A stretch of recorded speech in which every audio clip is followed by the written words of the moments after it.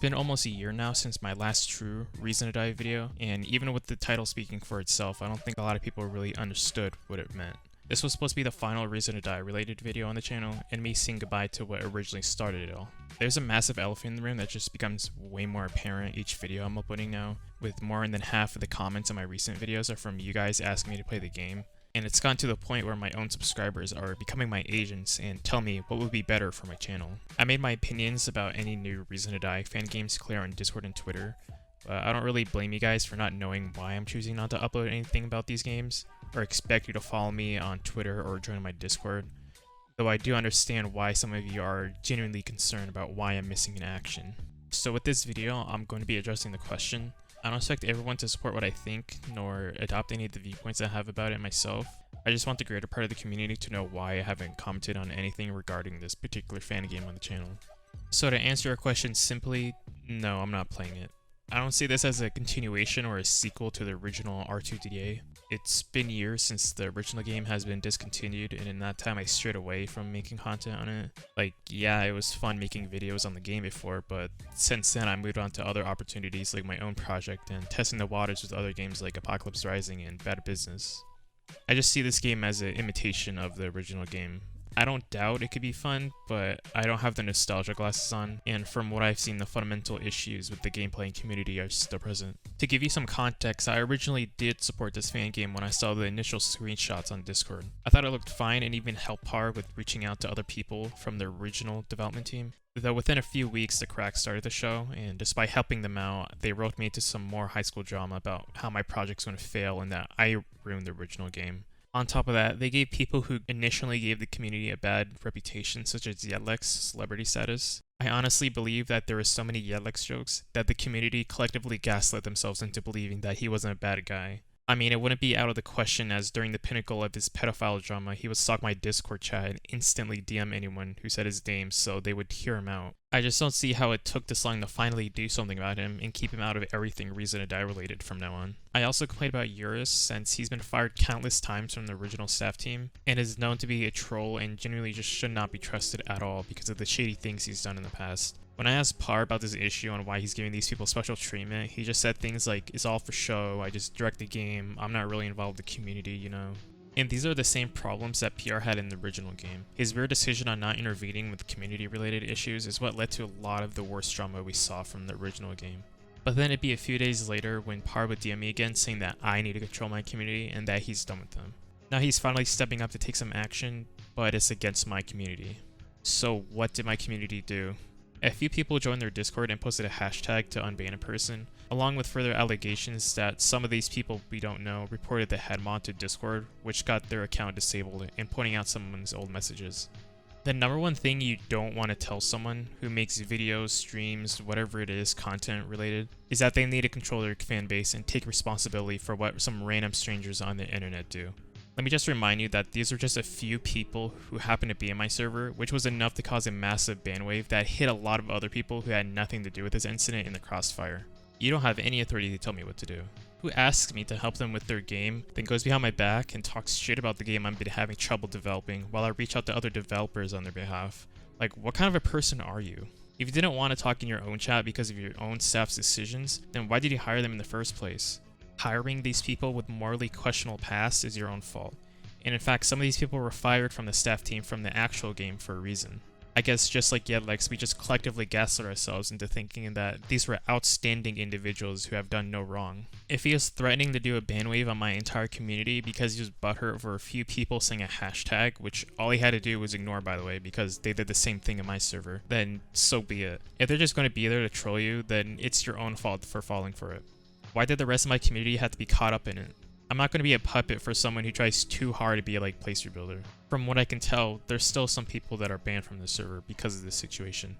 I also find it unsettling that Par attempted to get the copyright for the name Reason to Die in the United States. It doesn't even own the original game. He's making a fan game that's imitating the original. I just find this really weird because he did this, and considering that there's more than a dozen game passes that were released with the alpha of the game, including countless skins that amount to more than $200 in total. Is it not concerning how a fan game has this much monetization on release with a focus of events? I personally don't think it's right that a fan game is trying to resell you content that you used to have in the real game at the same egregious prices, nearly identical to how PR made the economy before.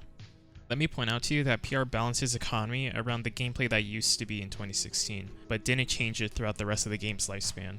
For example, somehow the Peacemaker's Game Pass costs more than the RPG, but when you compare it to their in-game prices, they're almost the same in cost, with the cheaper one providing better utility, and the highest ranked one costing more than double than the other, or the Take Mount costing more than the gift it originally came from. Awakening's progression was unique in a sense that there were item releases over time, and it constantly shifted the meta with numerous changes along the way, but here you plot most of the weapons found at the end of the game's life cycle into the 2016 era, where grinding is the equivalent of working a 9 to 5 job plus overtime as an incentive so you buy these game passes again. I haven't talked to PR since the beginning of this year, so instead of putting him on blast or some of my own speculation any further, I just reached out for him for a mini interview to see what he thought of the game, even if it conflicts with my own opinions.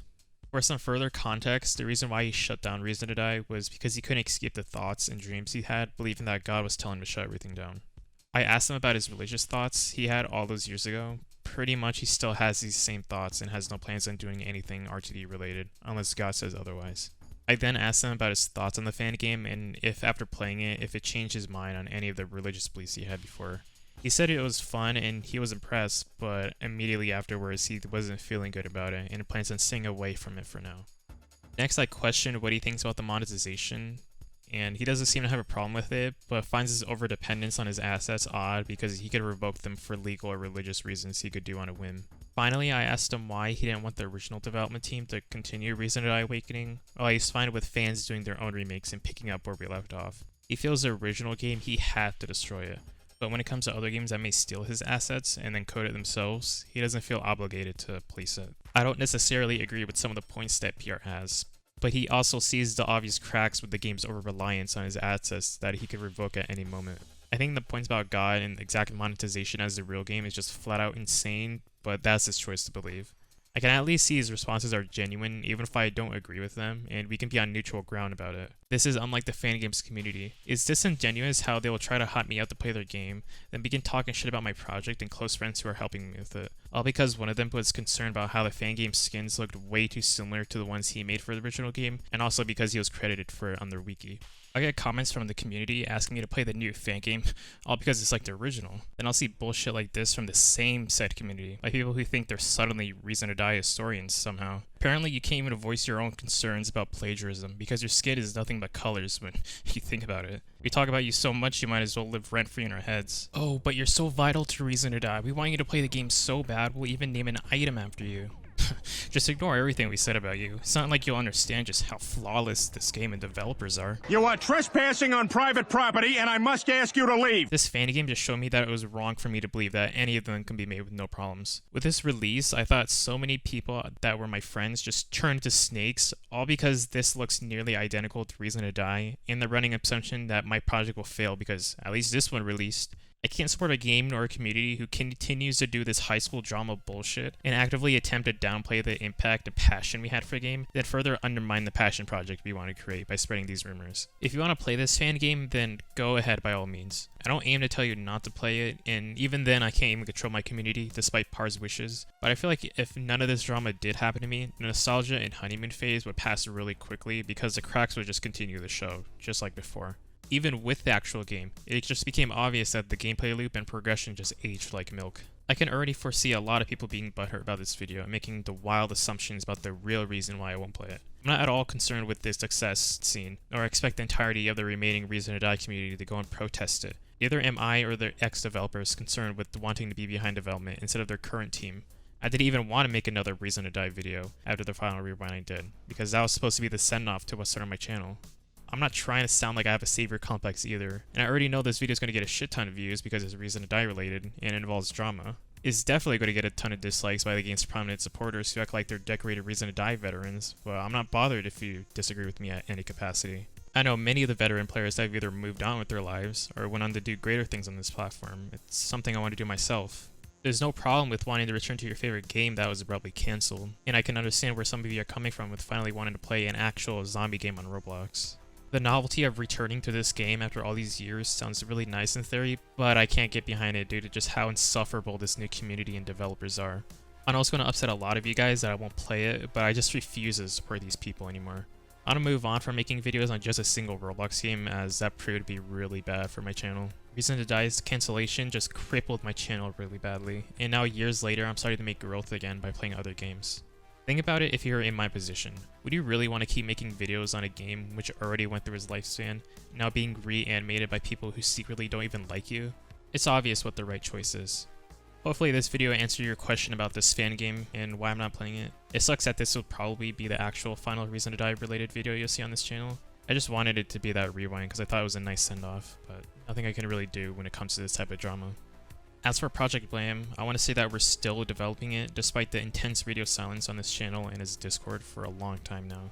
I didn't mean for this to happen. I haven't had the best of luck with people I've been trying to hire, and some of the decisions I made back then were just really naive when we first started it. There's a ton of things I could show off for another devlog, but none of it is really as significant as actual gameplay, which I know a majority of everyone wants to see. I just don't think it would be nice content that just solely consists of showcasing assets without actually putting them into practice with the gameplay. Plus, I don't think it would really compensate for the huge leap between devlogs.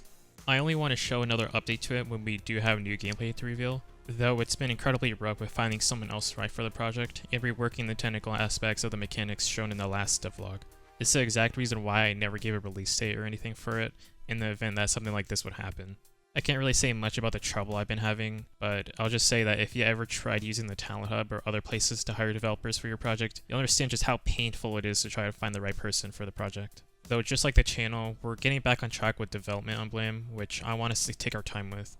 I'm planning on continuing videos with Apocalypse Rising, as I find them really much more enjoyable to do. If you don't want to watch my content anymore because you had prospects of me playing this fan game, then sorry to disappoint you.